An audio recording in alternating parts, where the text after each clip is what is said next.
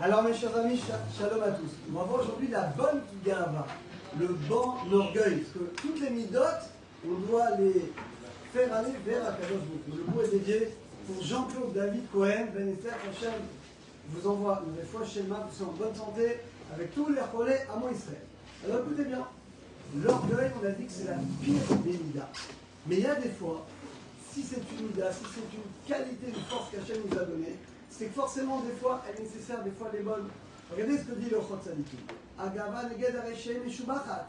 Des fois, il faut un peu d'orgueil pour s'opposer à des gens qui se conduisent très mal. Nos chicham pour les réprimander. Je donne un exemple. Malheureusement, aujourd'hui, à grand débat, voilà, vous avez des gens qui, malheureusement, vous traitez les religieux de parasites, ça ne sert à rien, pourquoi ils sont dans les chivotes, etc., etc. Alors, vous avez l'obligation de les réprimander, de rétablir l'honneur de la Torah qui a été bafouée. Où les gens, des fois, ils parlent mal des sages, de la Torah. Dans tous ces cas-là, vous devez réprimander, parce que vous le faites pour Hachem.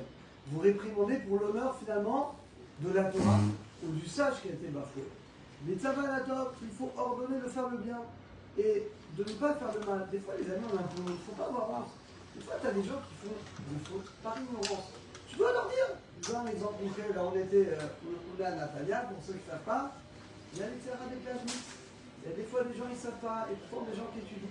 Ils vont dans les plages mixtes, c'est complètement évidemment interdit. Les hommes, ils regardent les femmes en maillot de bain, et tout. Évidemment, c'est plusieurs interdits de la Torah.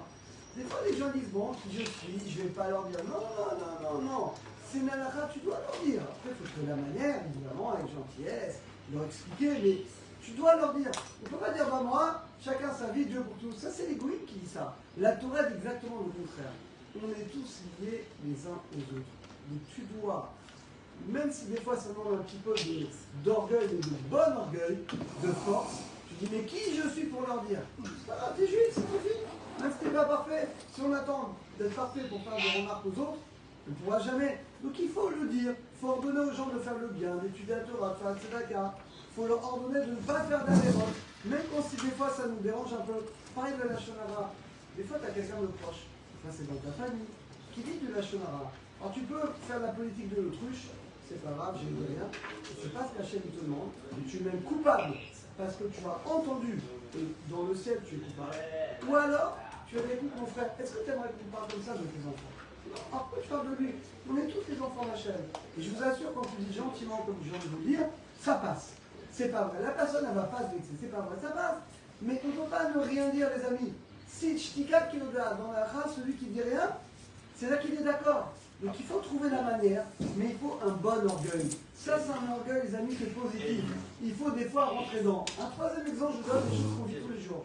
Tu as des fois des gens qui parlent dans la synagogue, pendant la prière, ou pendant le cours également. Les amis, il faut, je suis désolé, mais on ne peut pas ne rien dire. Gentiment, tu vas voir, tu tapes sur la table, tu vas voir la personne. Écoute, mon frère, vraiment, ça dérange, s'il te plaît. Tu es dans la maison du roi, tu fais ça chez. Demain, tu as invité chez Trump, ok, chez Netanyahou, chez je sais pas qui. Tu vas, non, tu vas t'informer, tu attends qu'on t'invite, ton téléphone il est coupé. Bah, la moindre des choses, tu es dans la maison de la chaîne, tu dois conduire de la même manière. Je vous donne des exemples comme ça, c'est des exemples qu'on vit tous les jours. Et ben, je ne peux pas dire, moi, qui je suis pour leur dire. Je suis le rabbin, je suis parfait. Tu n'as pas besoin d'être de la rabbin, d'être parfait. Tu vas le voir gentiment, tu dis, écoute mon frère, vraiment, s'il te plaît.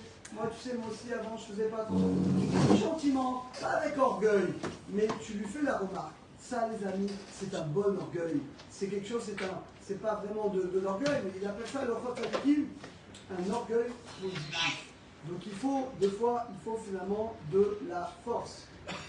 Misheto Gava, celui qui a de l'orgueil, il doit faire tchouva. Parce que c'est une mida qui est très mauvaise, sauf dans les cas positifs qu'on a vus. À toilette, chez il faut toujours s'éloigner de l'orgueil. Parce que celui qui est orgueilleux finit par tomber.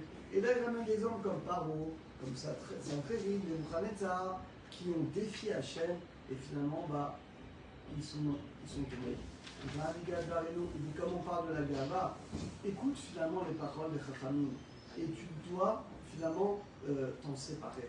Ben Cheroué, il dit maintenant, quand un homme il voit la Gava qui lui donne l'orgueil, un homme il voit, voilà, je sais pas, il a beaucoup d'argent, ou il est très beau, ou il est très sage, ce que vous voulez, et il sent l'orgueil enflé. Ben un homme il doit se rappeler certaines choses pour se séparer. Écoutez bien, et bien un homme il vient d'une petite goutte.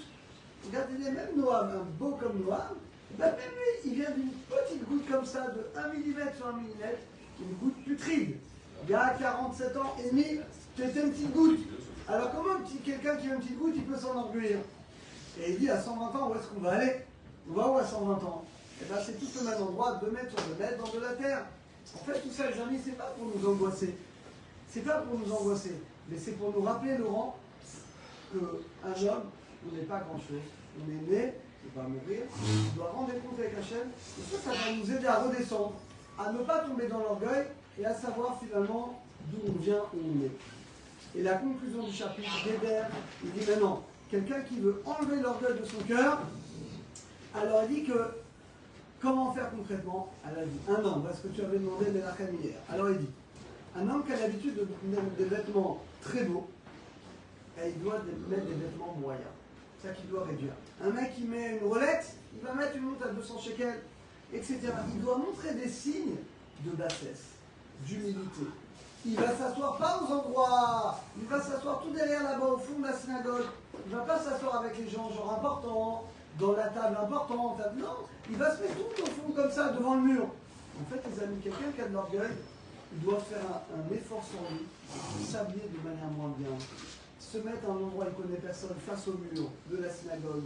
En fait, le fait comme ça qu'il va s'éloigner au maximum de l'orgueil, il va aller dans l'autre extrême. Il dit quelqu'un qui est coléreux, ça arrive, malheureusement. Quelqu'un il a de l'orgueil, donc il est coléreux. Alors il dit, tu dois imaginer qu'on te maudit. Imagine que quelqu'un te frappe, te maudit. Et bien, tu fais un travail comme même si Kravecham me frappe, on me maudit. Je sais que ça vient de la première part. Alors si quelqu'un il réfléchit comme ça, alors pour les petites choses de la vie, il ne va pas s'énerver. Le problème à nous, c'est qu'on s'énerve pour les petites choses de la vie, avec ses enfants, ou avec son conjoint, Chaz Shalom, Jérémie. Pourquoi? Parce qu'on n'a pas la conscience de la gravité. Donc si tu comprends que même dans les choses graves, tu ne t'énerves pas, tu ne t'énerveras jamais. Alors il dit comme ça, il dit au comme ça pour toutes les midotes. D'abord, il faut s'éloigner à l'extrême, comme il dit le Rambam. Il faut d'abord aller à l'extrême, et après tu reviens au milieu. Il dit Mishédato, il dit celui qui veut servir à Kadosh Baruch Hu, il doit choisir chaque mida, chaque qualité et l'utiliser pour servir à Kadosh Baruch Hu. Alors qu'Hachem nous aide à nous servir de la gava, de l'orgueil, que dans les choses positives, comme on a les œuvres qu'on a données, et jamais dans les choses négatives.